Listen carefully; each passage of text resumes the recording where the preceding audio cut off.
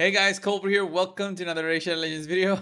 Guys, this one will be an apothecary video guide, basically more like a showcase rather than a guide because this gear is not easy to get, but I do think it's the best gear possible that you can put on an apothecary to maximize the potential out of this rare that I do think is not a rare, it's like a legendary type of rare. He's the best out of the best in what he does.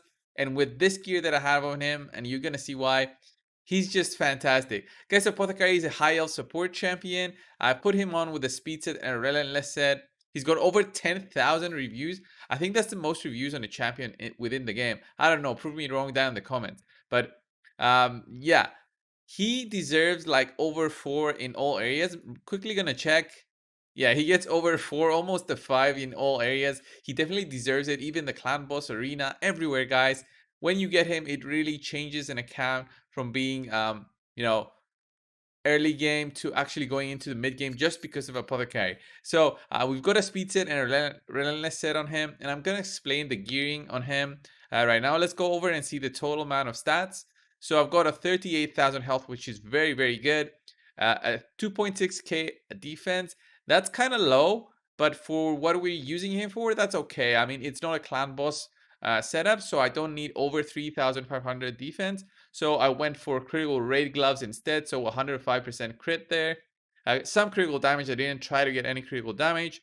Some resistance and some accuracy. Accuracy is not needed at all. Those are just from the Great Hall.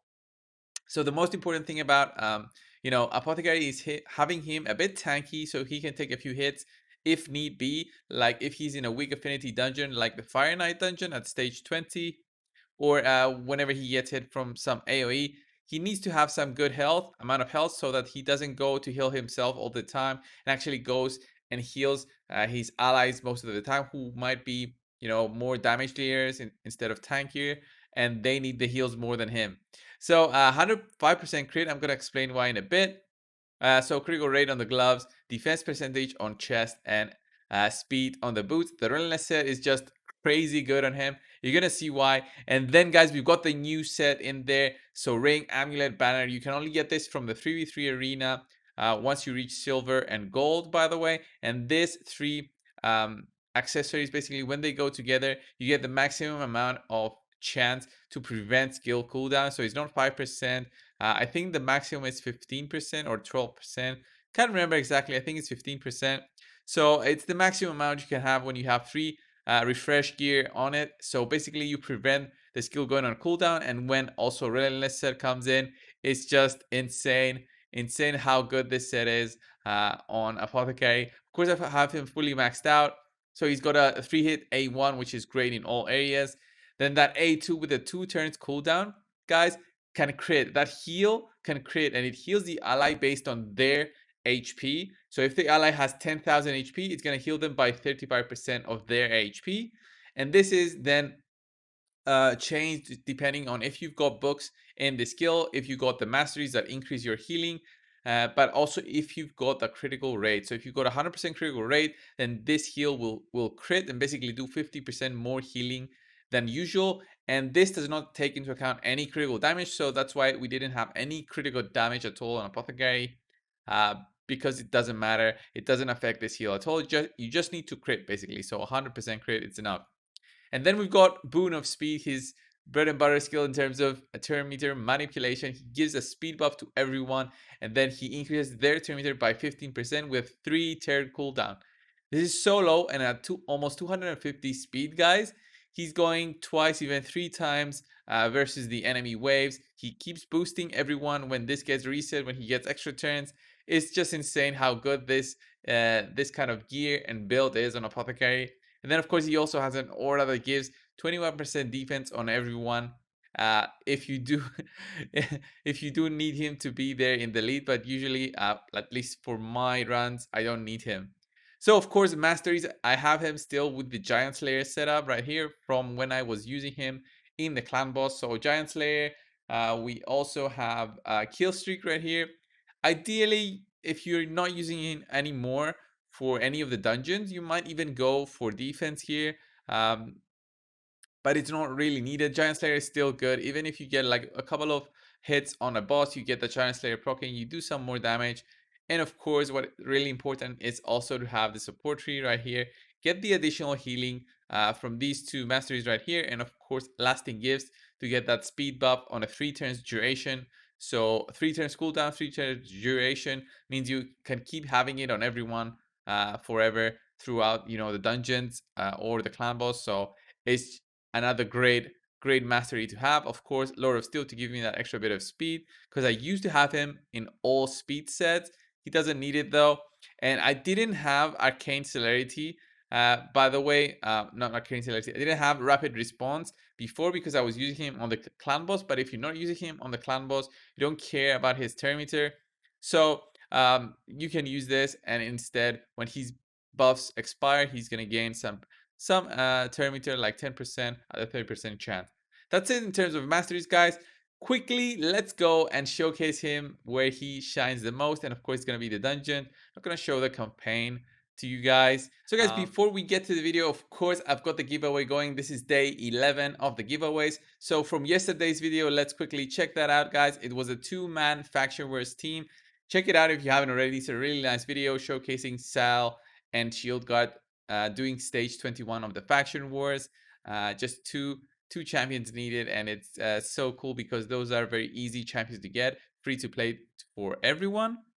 And guys, we had so many comments and a nice amount of views, so thank you. So 542 comments, everybody commented barbarians in it. That was the keyword. So let's copy this video, let's put it right here in our YouTube corner picker, and of course let's write here the word barbarians.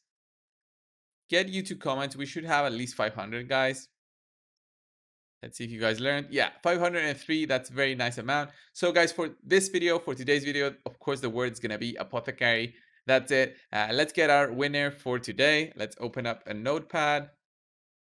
And the winner is RY Videos, and he just commented barbarians with exclamation marks. Congrats, man. You win 1 ticket for that whale account giveaway. And guys, of course, as I said, Apothecary is the word for tomorrow's draw for that ticket. The end of the month, we're gonna draw from all those ticket winners.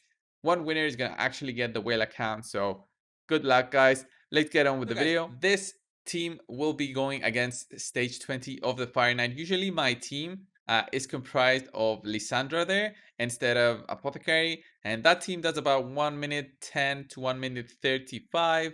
It really depends on the RNG once you reach the boss. If you really want to get a very fast time on the Fire Knight, you need to reach the boss and then not let him get a turn. If he gets a turn, he's going to put up his shield, and the run is going to take way longer. And of course, getting some RNG with those 2 cold hearts not doing their A3 right on the boss's shield, that really sucks.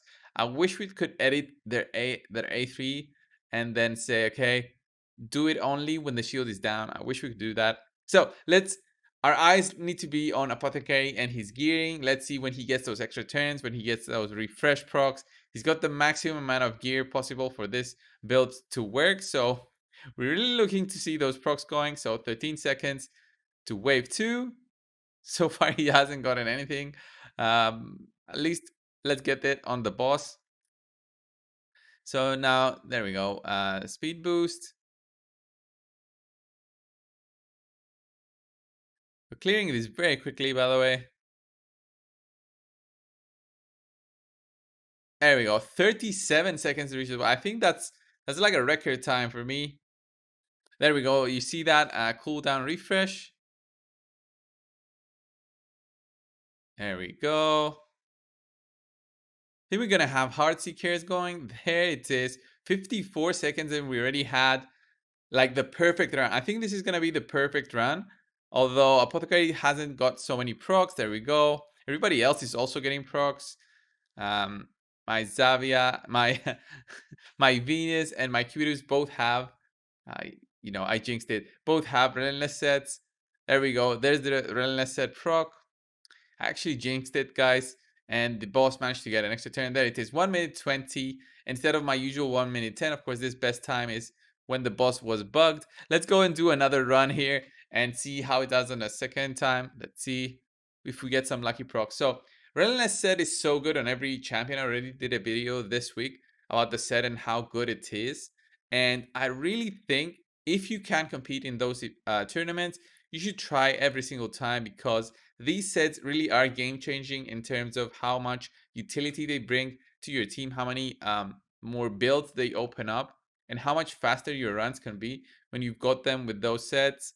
Like especially like Cubitus here, he really helps clearing these waves for finite when he gets those relentless procs.